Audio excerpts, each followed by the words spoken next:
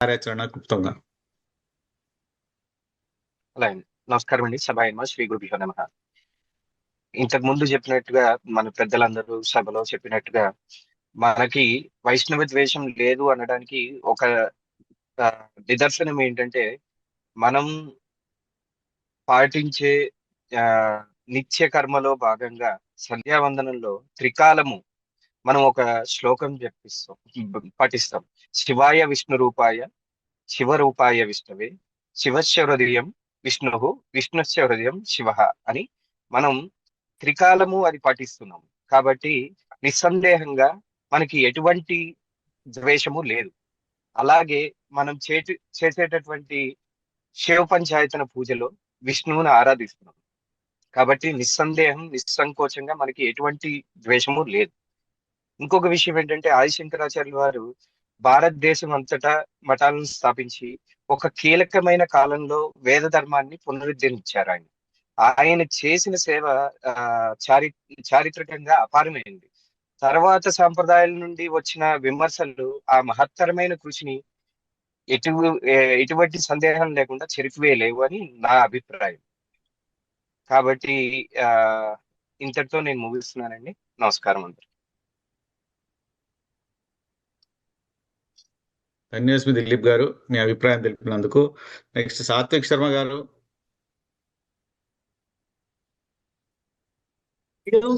అనే నమస్కారం. ఆకాశాత్ స్వయం యథాగచ్చతి సాగరం సర్వదేవ నమస్కార కేశవం ప్రతిగచ్చతి. సంధ్యాదన మంత్రం ఇది.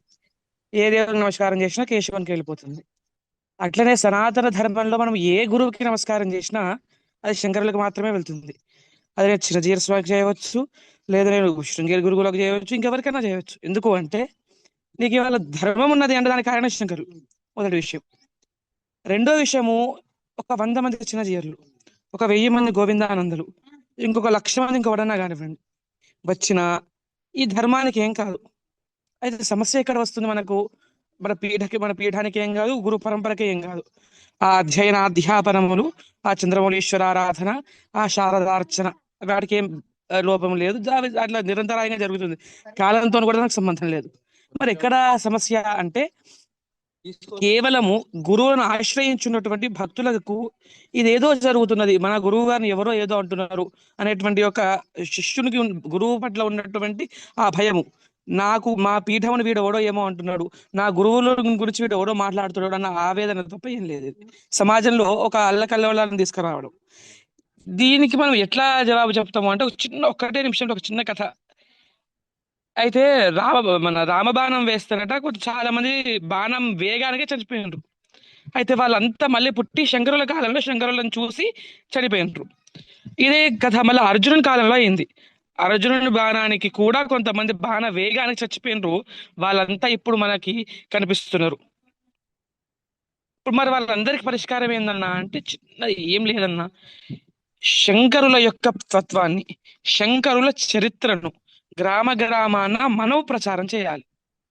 అది ఒక్కటే దానికి యొక్క విరుగుడు. రామానుజాచార్యులు లేకపోతే ఇతర మతాచార్యులు ఏం చేశారు అంటే వారు కూడా వారి ఆ క్షణానికి కావాల్సినటువంటి సనాతన ధర్మోద్ధరణను వాళ్ళు చేశారు. దాన్ని మనం ఎవ్వరూ కాదిస్తలేము. ఇప్పుడు ఇదే చిన్న జయంగారులు, ఇదే వేరే ఏ మఠాధిపతులైనా ఏ పీఠాధిపతులు వచ్చినా నకర్మణ చెప్పవలసిందే, ప్రవర చెప్పవలసిందే, వారికి సాష్టాంగం చెప్పవలసిందే. అది మన సంస్కారం. కాకుంటే ఈ మాటలు అన్నప్పుడు వాళ్ళ మీద ఉన్నటువంటి ఆ ఎతికి మనం ఇచ్చేటువంటి గౌరవం తగ్గుతుంది. అది వాళ్ళు కాపాడుకుంటే మంచిగా ఉంటుంది. ఇక దీనికి వాళ్ళు జినజయంగారులు క్షమాపణ చెప్పాలి అనేటువంటి గొప్ప మంచి అద్భుతమైనటువంటి పరిష్కారం. కాకపోతే నేను ప్రధానంగా పర్సనల్గా అది జరుగుతుంది అని విశ్వసించను. ఎందుకంటే అంత సంస్కారం ఉన్నటువంటి వాళ్ళైతే అసలు వ్యాఖ్యలే చేయరు కదా. ఒక తప్పు మాట మాట్లాడినా తప్పైంది నేను ఒప్పుకునేటువంటి ఒక ఉదాత్తత ఉంటే వాడు అసలు తప్పే మాట్లాడాడు మొట్టమొదలు. కనుక ఇది మనము కొంచెం దృష్టిలో పెట్టుకొని ఇప్పుడు ఒక విషమ పాము, ఆ విషమ పాముని మనం విరుగుడు ఆ విషమ పాముని మనం చంపితే తప్ప అది సావదు. మనమే విరుగుడు సిద్ధంగా పెట్టుకొని దాన్ని మనం ఎప్పటికప్పుడు పానం చేస్తుంటే మనకి అది సులభంగా ఉంటుంది. కనుక శంకర తత్వ ప్రచారం ఎంత జరిగితే, ఆదిశంకరుల చరిత్ర ఎంత ప్రామాణికంగా మన సమాజంలోకి తీసుకువెళ్ళగలిగితే అంత మనకు సులభము, సుఖమైనటువంటి ఉపాయం. ఇలా ఆఖరిగా ఒక్క విషయం చెప్పి ముగించుకునేది ఏంటంటే, ప్రతి ఒక్కరు అంటే నాకు మాట్లాడ వస్తుంది, నాకు మాట్లాడరాదు, నాకు చాతనైతుంది, నాకు చాత కాదు, సంధ్యావందనం చేసే ప్రతివాడు, సూర్యునికి నమస్కారం చేసే ప్రతివాడు, వాడు స్మార్తుడైనా వైదికుడైనా దీంట్లో కూడా అనేకమైన భాగాలు ఉన్నాయి. ఎవడైనా సరే వాడు హిందూ అయినంత మాత్రము చేత శంకరుల చరిత్రను వాడు చదవాలి. వానికి వాని కండ్ల ముందు ఉన్న ముగ్గురికి శంకరుల చరిత్ర చెప్పాలి. అంతే చాలు. ఇది ఇది చేస్తే ఇంకా ఇంకా 100 సంవత్సరాలు కాదు 1000 సంవత్సరాలైనా అవుతుంది. ఇక్కడ ఎందుకు శంకరుని మీద ఇంత ద్వేష? నాకు మొన్న ఒక పెద్ద మనిషి చెప్తున్నారు, అరే శంకరులు ఎంతకాలం బతికినారు అని నన్ను అడిగినారు.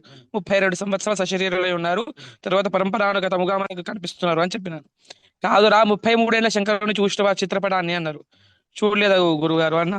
అంగో మీ గురువు గారిని చూడిపోరా విధుశంకర భారతీ స్వామి వారిని అన్నారు. అది 33 సంవత్సరాల ఆదిశంకరుల యొక్క స్వరూపం. అది ఇట్లా ఈ అంత గొప్ప పరంపర మనకు ఉన్నది. అహం బ్రహ్మాస్మి వంటి సంస్థలు మన వెన్నంటే ఉన్నాయి. కాబట్టి దీన్ని మనం ఎంత విస్తృతంగా ప్రతి ఊర్లో, ప్రతి గ్రామంలో, ప్రతి ఇంట్లో, ప్రతి పూజా మందిరంలో ఆదిశంకరులను మనము కార్యకర్తలుగా ఒక పామర శంకర భక్తులుగా ఎంత కృషి చేస్తామన్నది ముఖ్యము.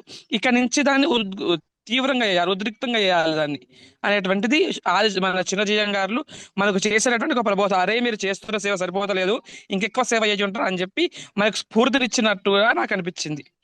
వారికి క్లారిటీ ఉన్నది, వారు ఏం మాట్లాడినరు. ఆ 4 ఆమ్నాయ పీఠాలు ఉన్నాయి, 4 దిక్కులనే ఉన్నాయి. నేనైనా కన్ఫ్యూజ్ అవుతా, ఉత్తరాన ఏంది పశ్చిమాన ఏంది అని. వారికి పక్కా క్లారిటీ ఉన్నది, ఉత్తరాన ఇది, పశ్చిమాన ఇది, దక్షిణాన శృంగేది అని. అది నాకు చాలా సంతోషం అనిపించింది. సరే వారు అన్న మాట ఏది ఖండనీయం అంటే విద్యార్థి చేస్తున్నారు వారు. ఎందుకు అంటే ఇప్పటిదాకా గురువు గారు చెప్పారు పెద్ద గీత చిన్న గీత అని, అంతే. అది ద్వారా మనం ఏం మార్చలేం కనుక వారికి క్లారిటీ ఉన్నది. ఆ క్లారిటీ మనం కూడా తెచ్చుకొని ఆ క్లారిటీ ప్రకారం ముందుకు వెళ్తూ ఎవరికి ఎంత గౌరవం ఇవ్వాలో అంత గౌరవం ఇచ్చి, రియల్ ఎస్టేట్ దందా ఎవరు చేస్తున్నారు, సాధన ఎవరు చేస్తున్నారో మనం తెలుసుకొని వారిని ఆశ్రయించి ధర్మాన్ని ముందుకు తీసుకు వెళ్ళాలి. అంతే. చిన్నవాడివైనా చాలా కరాఖండిగా చాలా గట్టిగా చెప్పావు సాత్విక్. ఇందుకే నేను చెప్పింది, పెద్దవారు కుప్ప శ్రీనివాస శాస్త్రి లాంటి గురువు గారు ముందుండి వేదము విద్య నడుపుతా ఉంటే మనలాంటి వారు వెనుకుండి భోగిల్లాగా దాన్ని ఈ శంకర ప్రచారం అనే రైలుని ఇంకా ఫాస్ట్ గా జెట్ స్పీడ్ గా ముందు తీసుకెళ్లాలని కోరుతూ, అయ్యా ఇంకెవరున్నారు? గౌరీ భట్ల సోమనాథ్ శర్మ గారు మరియు శరత్ చంద్ర గారు ఇద్దరు ఇంకా ఉన్నారు. వీరు మాట్లాడితే మనము ఈ చివరి అంకం నేను ముగింపు ఇస్తాను. గౌరీ భట్ల సోమనాథ్ శర్మ గారు, అయ్యా. నమస్తే భాయ్. క్లుప్తంగా మీ స్పందన. అందరికీ నమస్కారం. నాకు కూడా ఛాన్స్ ఇవ్వాలి. అయ్యా తర్వాత వారిద్దరు కూడా మాట్లాడిన తర్వాత నాకు కూడా కొంచెం ఒక 2 నిమిషాలు ఛాన్స్ ఇవ్వండి. అయ్యా తప్పకుండా గురుగారు. తర్వాత గౌరీ భట్ల వారికి ఆహ్వానం. చెప్పండి. నమస్కారం. ఏమిటంటే ఇప్పుడు చెప్పవలసినటువంటి శాస్త్రాంశాలు, దానికి సంబంధించినటువంటి ప్రామాణిక అంశాలు అందరూ గురువు గారు మీరు చెప్పారు, అందరూ చెప్పారు, అందరూ పెద్దలు అన్నలు అందరూ చెప్పుకుంటూ వచ్చారు. గుకారశ్చ అంధకారశ్చ అనేటువంటిది ఏదైతే సూత్రం ఉందో, ఆ గురువు అనేటువంటి వాళ్ళు మన అజ్ఞానాన్ని తొలగించడానికి ఉండేటువంటి స్థానం అది. కానీ ఒక గురుస్థానంలో ఉండి అజ్ఞానాన్ని పెంపొందిస్తున్నారు జిఆర్ స్వామి గారు. మరి మనం వారి నువ్వు అని చెప్పేసి మనం అనడానికి, గౌరవం ఇవ్వడానికి గల కారణం ఏంటంటే కాషాయ దండ మాత్రేనా ఎటు పూజ్యో న సంశయ అని చెప్పేసి అంటారు. ఈ వీరు చేసేటువంటి యొక్క అంశం ఇవాళ కాదు, ఆనాటి నుంచి కూడా ఏదో రకంగా వారు సన్యాస స్వీకారం జరిగినప్పటి నుండి, జరగకంటే ముందు నుంచి కూడా ఏదో రకంగా వారి యొక్క మనసులో ఉన్నటువంటి భావజాలను వ్యక్తీకరించడం అనేటువంటిది ఏదో రకంగా నడుస్తూ ఉన్నది. కర్మానుభవము మనిషి యొక్క ఆ ఇంగ్లీష్ లో చెప్పాలంటే ఒక డిఎన్ఏ అనేటువంటిది ఏదైతే ఉందో అతని మనసులో నుంచి ఆ స్థానానికి గురుస్థానానికి ఉన్నా కానీ అది పోకపోవడం వల్ల ఆ సంకుచితమైనటువంటి భావజాలాన్ని ఆయన వ్యక్తం చేస్తూ ఉన్నాడు. అసలు అద్వైతము అంటేనే పరిపూర్ణమైనటువంటి అన్నిటిని ఆమోదించి ఆ నదీనాం సాగరవతి అంటే ఆ సాగరం అనేటువంటిది అన్నిటినీ స్వీకరించేటువంటి స్థితిలో ఉండేటువంటి లక్షణం అద్వైత సిద్ధాంతానికి ఉంటుంది. వాళ్ళని కాదనడం అనేటువంటిది ఏమి లేదు. కానీ మమ్మల్నిలో కాదంటున్నారు అనేటువంటి భావన, మాకంటే వారేదో ఎక్కువ అవుతున్నారు అనేటువంటి భావన, ముఖ్యంగా శృంగేరి పీఠాన్ని ప్రధానంగా దాన్ని ఏదో తక్కువ స్థాయి చేయాలనేటువంటి యొక్క అనేటువంటి భావన ఏదైతే ఉన్నదో అది అసలు తగ్గకూడదు. వారు చేసేటువంటి యొక్క రాజకీయమైన వ్యవహారం, ఇంతకుముందు సాత్విక్ శర్మ గారు చెప్పినట్టు వారు చేసేటువంటి యొక్క రియల్ ఎస్టేట్ దందా కానీ, లేదంటే మొన్ననే ఆంధ్రప్రదేశ్ గవర్నమెంట్ అతనికి మై హోమ్స్ రామేశ్వరరావు మీద వచ్చినటువంటి అంశాలు కానీ, ఇవన్నీ కూడా సవ్యమైనటువంటివి కాదు. శాస్త్ర ప్రమాణం అనేటువంటిది మనకి ఎంత ముఖ్యమో లౌకికమైనటువంటి యొక్క మార్గదర్శకత్వం అనేటువంటిది కూడా అంతే అవసరం. శంకరుల యొక్క జీవిత కాలం ఎంత, శంకరులు ఆమ్నాయ పీఠాలు స్థాపించిందా లేదా అనేటువంటిది మనకు నిస్సందేహమైనటువంటి అంశం. అది ఆమ్నాయ పీఠాలు ఎవరు కాదన్నా వారే స్థాపించారు. కానీ వారు చూపినటువంటి మార్గదర్శకత్వం అనేటువంటిది ఏమిటి? షణ్మత స్థాపనాచార్య అని చెప్పి వారికి ఎందుకు వచ్చింది? కుంభావ సరస్వతి అని చెప్పేసి మనకు జగద్గురువును చూస్తే కనబడుతుంది, అవసరం లేదు. యాదృశి భావనాయత్ర సిద్ధిర్ భవతి తాదృశి అని చెప్పేసి గురువు గారిని మనకు ఒక హరిశంకర రూపంలో చూస్తే అలా కనబడుతుంది. ఉదయం అర్చన చేసుకొని రాగానే స్వామివారిని చూస్తే ఒక సాక్షాత్తు ఈశ్వరుడు కనబడతాడు. సాయంత్రం మధ్యాహ్నం అమ్మవారి ఆరాధన చేస్తే సాక్షాత్తు శారదామ్మవారి స్వరూపకంగా కనబడతారు. అటువంటి యొక్క మనకు ఎక్కడనో కనబడడు, అక్కడ ప్రత్యక్షంగా స్వామివారు ఆ రూపకంగా కనబడతారు. అటువంటి యొక్క స్వరూపాన్ని ఆనందించి అందరము కలుసుకొని ఇతరమైనటువంటి వాళ్ళు సనాతన ధర్మాన్ని ఎట్లా దాన్ని నాశనం చేయాలంటే ఆలోచనలో ఉండగా, దానితో పాటు ఎక్కడ కూడా ఏ వేద పాఠశాలలో తీసుకున్నా ఆ వేద పాఠశాలలో స్మార్తులు ఎంతమంది, వైష్ణవులు కూడా ఉంటున్నారు, ఎంతమంది స్మార్తులు ఉన్నారు కొంతమంది. ఆ యొక్క ఆలోచన లేకుండా ఇతరమైనటువంటి అన్ని కులాల వాళ్లకు వేదం నేర్పించేటువంటి యొక్క జీర సంస్థానం ఆ కనీస పక్షంలో మనం ఏం చేస్తున్నాం అనేటువంటి ఆలోచన వారికి లేదు. ఇదంతా ఖండించుకుంటూ అసలు శంకరుల యొక్క మార్గాన్ని, వారు చెప్పినటువంటి సూత్రాన్ని, వారు అందుకే పండితుల నుంచి మొదలు పెడితే పామరుల వరకు బ్రహ్మసూత్ర భాష్యాలు దానికి కానీ ఉపనిషత్తులకు వ్యాఖ్యానం కానీ ఇవన్నీ పండితుల పరంగా ఉంటే, పామరుల పరంగా వచ్చేసరికి వైదిక జ్ఞానం లేనటువంటి వాళ్లకు, లౌకికులకు స్తోత్ర వాంగ్మయాన్ని దీనికంటే రెండింతలు ఎక్కువ. ఎందుకు అంటే అందరికీ సమదృష్టి వారికి. అటువంటి సమదృష్టి కలిగినటువంటి వారిని అలా నిందించడం అనేటువంటిది చాలా ఆయన స్థాయికి తగదు, హేయమైనటువంటి విషయము. చాలా ఆయనకు దౌర్భాగ్యం, ఇది మన దౌర్భాగ్యం కాదు. ఇది అంత ఇంకా కఠినమైనటువంటి కూడా మాటలు అనవచ్చు, కానీ అది మనకు దోషం వస్తుంది. ఎందుకంటే ఆయనకు సంస్కారం లేనంత మాత్రాన మనకు సంస్కారాన్ని మనం బొడగొట్టుకోకూడదు. కాబట్టి ఆయన కట్టుకున్నటువంటి కాషాయానికి మనం నమస్కారం చేస్తూ, వారికి కాదు, ఆయన కట్టుకున్నటువంటి కాషాయానికి, ఆయన పెట్టుకున్నటువంటి దండానికి నమస్కారం చేస్తూ మనము ఆయన నుంచి ఒక క్షమాపణ మనం కోరుకోవడము మన విజ్ఞత, ఇయ్యకపోవడం ఆయన దౌర్భాగ్యం. అది ఇవ్వడం అనేటువంటి విషయం సత్యం. సాత్వికి చెప్పినట్టు ఖచ్చితంగా ప్రతి గ్రామంలో కూడా అసలు శంకరుల యొక్క విషయం ఏమిటి, శంకరుల యొక్క తత్వం ఏమిటి, శంకరుల యొక్క మార్గదర్శకత్వం ఏమిటి అనేటువంటిది ఖచ్చితంగా అందరికీ మీ పెద్దలందరి యొక్క మార్గదర్శకత్వంలో ప్రచారం జరగాలి. దాని యొక్క వైభవం ఇంకా 1000 ఏళ్ళు మనము చేసేది ఒక పెద్ద సముద్రంలో ఆవగిందంత. వారి వైభవాన్ని మనం తగ్గించేది ఏమి ఉండదు. మన అంతు శక్తిగా మన యొక్క సనాతన ధర్మంలో మనము ఇక్కడ భారతఖండంలో మనం ఇక్కడ జన్మించినందుకు మన యొక్క పుణ్యం చేసుకొని ఆ యొక్క సౌభాగ్యాన్ని మనం పొందాలనేటువంటిది భావనగా చేస్తూ స్వస్తి. సోమనాథ్ శర్మ గారు. శరత్ చంద్ర గారు, నమస్కారం అండి. కుప్ప శ్రీనివాస్ శాస్త్రి గారు పెద్దలు వారు మాట్లాడతానన్నారు. వారు మాట్లాడిన తర్వాత నేను స్పందన తెలియదు. సరే, ధన్యవాదాలు. అయ్యా గురుగారు మీరు. అవతీర్ణశ్చ కాలట్యాం కేదారే అంతర్హితశ్చ యః చతుష్పీఠ ప్రతిష్ఠాత జయతాతు శంకరో గురుః. భారతదేశం నలుమూలలా పర్యటించి భారతీయులందరినీ కూడా అద్వైత జ్ఞానవంతులను చేసినటువంటి ఆదిశంకరులకు జయమగుగాక. ఆదిశంకరులు జయించిన విజయ స్థానంలోనే ఉన్నారు. వారి విజయాన్ని మనం కీర్తించుకుంటే చాలు, మనం ధన్యులం అవుతాం. వారి స్థాయి, భగవంతుడు స్థాయి అందరికంటే, అన్ని లోకాల కంటే ఎత్తులో ఉంటుంది. అలాగనే ఆదిశంకరుల స్థాయి అన్ని భావనలు, అన్ని మతములు, అన్ని పీఠములు, ఇతర అన్ని పీఠములు కంటే కూడా ఉత్తమోత్తమైనటువంటి స్థాయిలోనే ఉన్నది. ఆదిశంకరులు మనకి ఉత్తమ, మధ్యమ, మందాధికారులకి ఎవరెవరికి ఎంతంత ఏ విధంగా కావాలో ఆ విధంగా అద్వైత తత్వాన్నే భాష్య గ్రంథ రూపంలో, ప్రకరణ గ్రంథ రూపంలో, స్తోత్ర గ్రంథ రూపంలో కూడా అందించారు. కానీ సాధారణ శ్లోకం నుంచి బ్రహ్మసూత్ర భాష్యం వరకు కూడా అద్వైత తత్వాన్ని అంతర్లీనంగా చాలా మనకి గొప్పగా అందించారు.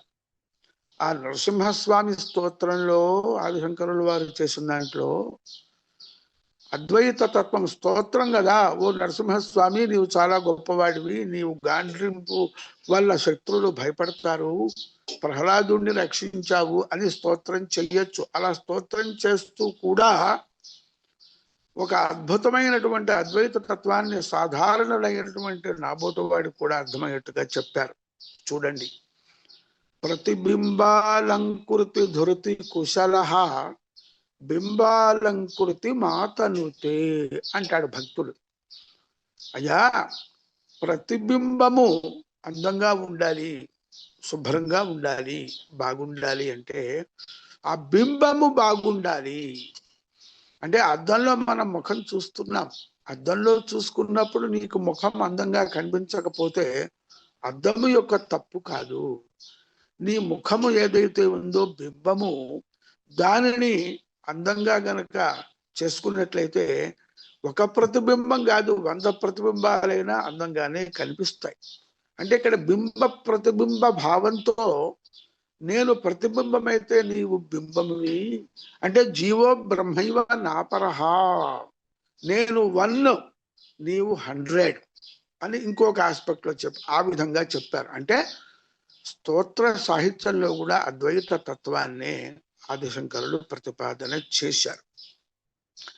ఇంత సమగ్రమైనటువంటి భావన ఏ ఇతర మతములలో సిద్ధాంతములలో లేదు అని నా అభిప్రాయం. ఎందువల్లంటే వారు ఒకళ్ళని మాత్రమే పూజించండి, ఇతరులను పూజించద్దు అని చెప్పారు.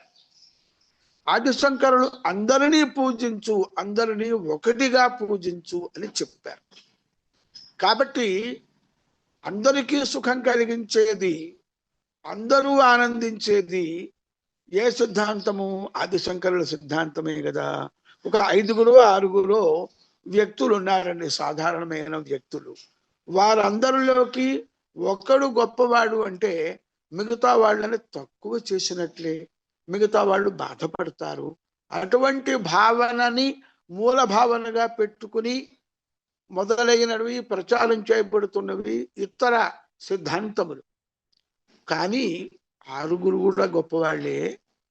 6 కలిసి 6లోనూ ఒకే విధమైనటువంటి తత్వం ఉన్నది, 6లోనూ అద్వైత తత్వం ఉన్నది. ఎందుకంటే 6 ఇక్కడ ఒక చోట మనం కలిసి ఉన్నాము అంటే 6లోనూ ఒక ఐకమత్యం అనేటువంటిది, ఏకత్వం అనేటువంటి ఒక తత్వం ఉన్నది అని సూక్ష్మమైనటువంటి విషయాన్ని బహిర్గత పరిచి ఈ 6 కూడా సమానమే, ఎవరికి ఎవరం తీసిపోము, అందరం ఒకటే, అందరం ఆనందంగా ఉండాలి, అందరం ఒకటే అనేటువంటి భావనని అందరిలో కలిగించి అందరికీ ఆనందాన్ని పంచిపెట్టినటువంటి వాళ్ళు ఆదిశంకరులు. అందుకనే వారు జగద్గురువులు అయినారు. అందుకనే వారు చెప్పిన అద్వైత సిద్ధాంతం అందరికీ అనుకూలంగా ఉంటుంది, ఆనందకరంగా ఉంటుంది, సౌకర్యంగా ఉంటుంది, అవశ్యము ఆచరణీయంగా కూడా ఉంటుంది. అదిగో ఆ సిద్ధాంతాన్ని, సూక్ష్మమైనటువంటి సిద్ధాంతాన్ని మనం పట్టుకుని అందరికీ అందించే ప్రయత్నం చెయ్యాలి. చూడండి, ఇప్పుడు ఒక మతం ఉంది, ఒక సిద్ధాంతం ఉంది, వాళ్ళల్లో వాళ్ళకే అతి చిన్న విషయం మీద చాలా పెద్ద గొడవలు జరుగుతున్నాయి. అంటే కానీ దీనిని బట్టి వాళ్ళలో భేదభావన, ఆ భేదభావన వల్ల వచ్చేటువంటి దుఃఖము, ద్వేషము, అసౌకర్యము, అశాంతికి దారి తీసేటట్లుగా వాళ్ళ ప్రవచనాలు కానీ, వాళ్ళ ప్రవర్తనలు కానీ, వాళ్ళ మాటలు కానీ, వాళ్ళ ఆచరణ కానీ ఉన్నది. అద్వైతంలో షణ్మత స్థాపనాచార్యులు కనుక అందరినీ సమానంగా చూసినటువంటి ఆనందము ఆదిశంకరులు చెప్పిన తత్వంలో ఉన్నది. సో ఈ ఆదిశంకరులు చెప్పిన అద్వైత తత్వమే అందరికీ ముఖ్యంగా ఈ కలియుగంలో, ఈ ప్రపంచంలో, ఈ ప్రపంచ పటం మీద ఉన్నటువంటి దేశములలో, జాతులలో, ఒకళ్ళను ఒకళ్ళు చూసి ద్వేషభావంతో ఒకళ్ళనొకళ్ళు చంపుకునేటువంటి అశాంతికరమైన నేటి పరిస్థితులలో అత్యంతము అర్జెంటుగా అంటే అత్యవసరంగా వెంటనే సమాజానికి, ప్రపంచానికి, అన్ని జాతుల వారికి అవసరమైనటువంటిది ఆదిశంకరులు మనకు నేర్పించినటువంటి అద్వైత తత్వము, అద్వైత సిద్ధాంతము. వాళ్ళు చూడండి, ఒకరిని పూజించి ఇంకోటిని పూజించద్దు, వాడు గొప్పవాడు కాదు అని కూడా చెప్తున్నారు. ఈ ఆదిశంకరులు స్థాపించినటువంటి పీఠములలో అత్యంత విశిష్టమైనటువంటి శృంగేరి పీఠము యొక్క గొప్పతనము మనం తెలుసుకుందాం. ఆదిశంకరులు చెప్పిన దాంట్లో ప్రతిబింబాలంకృత చతుర్హ అని అతి సాధారణమైనటువంటి స్తోత్రంలో కూడా అద్వైత తత్వాన్ని ప్రతిపాదన చేశారు. ఒక భక్తుడు భగవంతుణ్ణి ప్రార్థించటము, భగవంతుని యొక్క అనుగ్రహం పొందటం అనేటువంటి ఒక ప్రక్రియ కంటే కూడా ఇంకా ఉన్నతమైనటువంటి భావనని మనకి ఆ స్తోత్రంలో ఆదిశంకరులు ఆ విధమైనటువంటి అద్భుతమైనటువంటి రచన చేయటము ద్వారా నీవు ఎంతవరకు ఉన్నతంగా ఆలోచించి అద్వైత తత్వాన్ని, పరబ్రహ్మ తత్వాన్ని అందుకోగలుగుతామో అంత గొప్ప సాధారణమైనటువంటి వాక్యములలో కూడా మనకి అందించారు. సాధారణమైనటువంటి వాక్యముల ద్వారా కూడా మనకు అందించారు. అదిగో ఆ ఆదిశంకరులు చెప్పినటువంటి సాధారణ స్థాయి, అంటే సాధారణం అంటే ఒక వ్యవహారం కోసం చెప్తున్నాం. All are equal. All books which were written by Adi Shankara are equal and teaching the same essence of Advaita. అది మనం పట్టుకుని నలుగురికి ప్రచారం చెయ్యాలి. దానివల్ల మనము వారిని క్షమాపణ చెప్పండినో వెనక్కి తీసుకోండనో కూడా అడగక్కర్లా. వాళ్ళకి గనక విజ్ఞత గనక ఉన్నట్లయితే, అసూయ ద్వేషముల యొక్క ప్రభావం వారిలో తగ్గిపోయినట్లయితే వారంతర వారే సరెండర్ అవుతారు.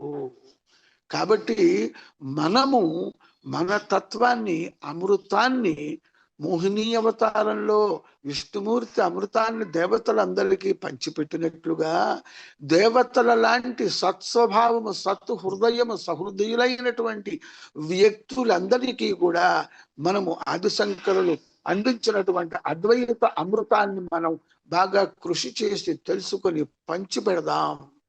దాని వలన ఈ యొక్క అజ్ఞానము, అంధకారము అనేది దానంతట అదే నశించిపోతుంది. ఒక దీపం వెలిగిద్దాము, 2 దీపాలు వెలిగిద్దాం, 10 దీపాలు వెలిగిద్దాం. ఆ విధంగా జ్యోతిని, కాంతిని, వెలుగుని పెంచినట్లయితే చీకటి దానంతటదే తగ్గిపోతుంది.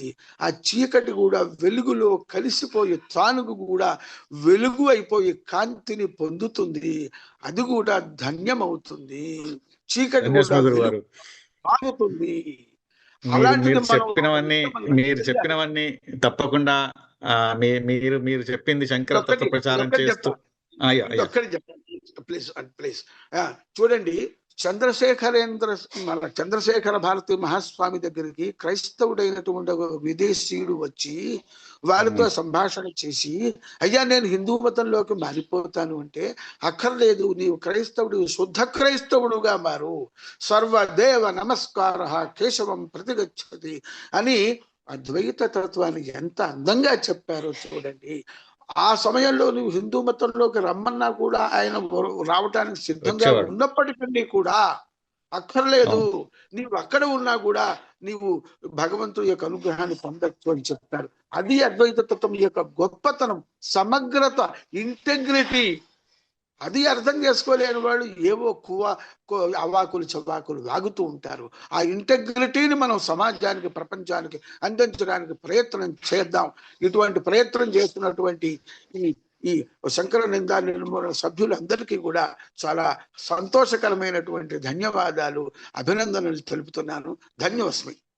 ధన్యవాదాలు గురువు గారు. మీలాంటి వారు ఉంటే మేము ఇంకా కృషి చేస్తామని కోరుతూ చివరిగా శరత్ చంద్ర గారు మాట్లాడి, ఇంకా 5 నిమిషాలు ఉంది, అందరికి చెప్తున్నాను, మీరు క్లుప్తంగా మాట్లాడితే ముగిద్దాం. తప్పకుండా అండి. సభాయ నమ శంకరాయ. పెద్దలందరికీ నమస్కారం అండి. మనము శంకర్ల మీద చిన్నజీయర్ స్వామి వారు చేసిన వ్యాఖ్యల గురించి మాట్లాడుతున్నాము. ఇక్కడ ఆయన మరొక వ్యాఖ్య కూడా చేశారు. విద్యారణ్యులు విజయనగర సామ్రాజ్యానికి గైడ్ గా ఉన్నారు అని అన్నారు. వారు గైడ్ కాదండి, కర్ణాటక సింహాసన స్థాపనాచార్యులు. శంకర్లు మనకి ఎంతనో, విద్యారణ్యులు కూడా మనకు అంతే. ఈ రోజు విద్యారణ్యులు లేకపోయి ఉంటే సమతామూర్తి లేదు. నిజం వాస్తవం చెప్పాలి అని అంటే, వారు ఆ రోజు శంకర్లు ఏ విధంగా అయితే కనకధార స్తోత్రం చేసి కనకధారను కురిపించారో, విద్యారణ్యులు కూడా ఆ రోజు అదే విధంగా కనకధారను కురిపించారు. వారు అంతటి మహాత్ములు. ఇక్కడ చిన్నజీయర్ స్వామి వారు ఈ పీఠాలను స్థాపించారు, చతురామ్నాయ పీఠాలు శంకర్లు స్థాపించలేదు అని అనడంలో ఆయన ఉద్దేశం, మరొక ఉద్దేశం నాకేమనిపిస్తుంది అంటే, ఈ పీఠాలన్నీ కూడా రామానుజుల వారు తరువాత స్థాపించబడ్డాయి కాబట్టి ఈ వైష్ణవ పీఠాలే పాతవి, ఈ శంకర పీఠాలు ఏవైతే ఉన్నాయో ఇవన్నీ తర్వాత వచ్చినవి. కాబట్టి విద్యారణ్యుల వారు ప్రతిపాదించారు ఇది ఇది మనం పూజ చేస్తున్నాం కదండి, పంచాయతన పూజ కూడా వారు ప్రతిపాదించారు. తర్వాత అది వాస్తవం కాదు అని వారు ప్రతిపాదించడంలో ఉద్దేశం. ఆయన మాత్రమే కాదండి, ఈ తర్వాత ఆయన అనుయాయులు ఎంతో మంది చాలా దారుణంగా మాట్లాడుతున్నారు. కాశీ అనేది వైష్ణవ క్షేత్రము, కాశీ అనే పేరు కేశవ శబ్దం నుండి వచ్చింది. ఆయన కూడా ఈ చిదంబరం అనేది వైష్ణవ క్షేత్రము, శివుడు విష్ణు పాదాల దగ్గర నిలబడి నాట్యం చేశాడు. జగద్గురువులు ఎంతో మంది జగద్గురువులు, ఒకరంటే ఒకరికి పడదు. ఎవరు చూసారంటే ఒకరంటే ఒకరి పడదని ఎంతో మంది ఉంటారు, 1000 మంది జగద్గురువులు ఉంటారు. ఏంటంటే తప్పు ఏంటండి, ఎవరికండి నష్టం? జగద్గురువులు అవును, ఆ ప్రాంతంలో అక్కడ ఉండే వాళ్ళని ఉద్ధరించడానికి ఎంతో మంది జగద్గురువులు ఉంటారు, తప్పేముందండి అందులో? ఇలాంటి మాటలు మాట్లాడడం వల్ల సామాన్య జనులకి స్మార్తులు వైష్ణవులు అని ఎక్కడ తెలుస్తుందండి? ఈ పండితులకు తెలుస్తుంది, కానీ వాళ్ళందరూ ఎంతో అమాయకులు, వాళ్ళకి అర్థం కాక అగమ్య గోచరంలో పడుతున్నారు. ఇకనైనా ఇటువంటి ప్రస్తావనలు చెయ్యకుండా అందరం కలిసి ఉంటే చాలా బాగుంటుంది. అంతేకాదండి, నేను ఎంతో మందికి చెప్తూ ఉంటాను, మీరు శివుణ్ణి చూసి ఉంటారో లేదో, శృంగేరికి వెళ్ళండి, అక్కడ సాక్షాత్తు పరమశివుడు ఉన్నారు, శివుని దర్శనం చేసుకోవచ్చు. జగద్గురువులే శివుడు, ఇంకా ఏం అభేదం శివుడికి అక్కడ జగద్గురువుకి అభేదం. శివుడిని అక్కడ చూడొచ్చు. అంటే మన కర్మ ఏంటంటే వాళ్ళకి జగద్గురువు అంటే ఎవరు, శృంగేరి ఎక్కడ ఉంది అనేది కూడా తెలియదు. నేను ఈ మధ్య శృంగేరి ఒక వీడియో కూడా చేశాను, శృంగేరి ఎట్లా వెళ్ళాలి ఏం కథ అని చెప్పేసి, చూస్తారేమో అని చెప్పేసి సంతోషం. వాళ్ళకి అర్థం కావడానికి నేను ఏం చెప్తుంటానంటే, క్రిస్టియానిటీలో ఏ విధంగా అయితే పోప్ అని ఉంటాడో, మన కర్మ కొద్దీ అలా చెప్పాల్సి వస్తుంది. జగద్గురు అంటే ఎవరు అనేది అలా చెప్పాల్సి వస్తుంది. అలా చెప్పి చాలా మందిని పంపించాను. మన పండితులకు శంకరులు వారు, శంకర పీఠాలు ఏంటనేది తెలుసు. మన బాధ్యతగా ఏంటంటే ఇది సామాన్య జనంలోకి కూడా తీసుకెళ్ళాలి. అక్కడ అదే జరిగింది కదండి. ఇప్పుడు మన సమతా కుంభలో అందరూ సామాన్యులు, ఆ సామాన్యుల ముందు ఈయన ఏం ప్రతిపాదించారు, ఈ శంకర పీఠాలు తర్వాత వచ్చాయి, ముందు ఉన్నది రామానుజుల పీఠాలే అనేసి. అక్కడ ఆ సామాన్యులు వాళ్ళకి తెలియదు, అదే నిజం అనుకుంటారు.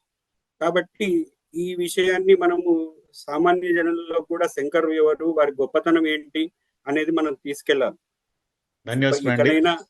ఇంకా మనకు ఇప్పుడు ఎండ్ అవుతుంది, మళ్ళీ కలుసుకుందాం. శంకర నింద నిర్మూలన అనే ఈ మీటింగ్ జరుగుతూనే ఉంటుంది, ఇది ఖండిస్తూనే ఉంటామని చెప్తూ, శారదే పాయమాం శంకర రక్షమాం, శారదే పాయమాం శంకర రక్షమాం. ఇదే ఘాటు హెచ్చరికగా ఈ వేదికగా అందరికీ తెలియజేస్తున్నాం. శంకర నింద నిర్మూలన నిర్మూలిద్దాము. శంకర నిందను సహించేది లేదు. శంకర నిందన మనం ఎప్పుడు సహించము. శంకర నింద నిర్మూలన కొరకై అందరం పాటుపడతాము. ఈ వైష్ణవులు కాదు, ఈ శ్రీ వైష్ణవులు కాదు, ఎవరైనా కానీ మీ ప్రచార తత్వాలు చేసుకోండి, మీ సిద్ధాంతాలని ప్రచారం చేసుకోండి. కానీ దయచేసి అద్వైతం జోలికి, శంకరుల జోలికి ముఖ్యంగా రాకండి అని తెలుపుతూ, శంకర నింద నిర్మూలన అనే ఈ టీము ఎప్పుడు ఒకటిగా ఉండు శంకర తత్వాన్ని ప్రచారం చేయడమే కాకుండా, శంకరులను ఏమైనా అంటే మాత్రం ఒక్కొక్కరు శంకర కింకరులుగా ముందుకు వస్తారు. ఎదుర్కోవడానికి సిద్ధంగా ఉండండి. ఈ శారదా రక్షతు శంకరో జయతు జయతు శారదా శారదా రక్షతు. రక్షతు. శంకర ఈ తత్వాన్ని ప్రచారం చేయడానికి మాకు గురువులు పెద్దలు ఎలాగున్నారు, ఎట్లాగో జగద్గురువులు అక్కడ కూర్చొని మాకు గైడ్ చేస్తూనే ఉంటారు అనుకుంటే వాళ్ళ తత్వమే చాలు. వారు ఒక్క మాట్లాడితే అదే మాకు రామబాణం లెక్క ఉంటుందని చెప్తూ మిగతా విషయాల్లో కూడా మేము ఎవరికి తగ్గము. మీరు అవాచ్యము చండాలం మాట్లాడితే అది మేము తీసుకోము, కానీ మా నుంచి మాత్రం మీకు జ్ఞానమే లభిస్తుంది అని తెలుపుతూ శంకర నిందా నిర్మూల తరఫున మీకు అందరికి మరొక మారు ధన్యవాదాలు తెలియజేస్తూ శారదే పాహిమాం శంకర రక్షణ. ధన్యవాదాలు. నమస్కారం అండి. చాలా సంతోషం.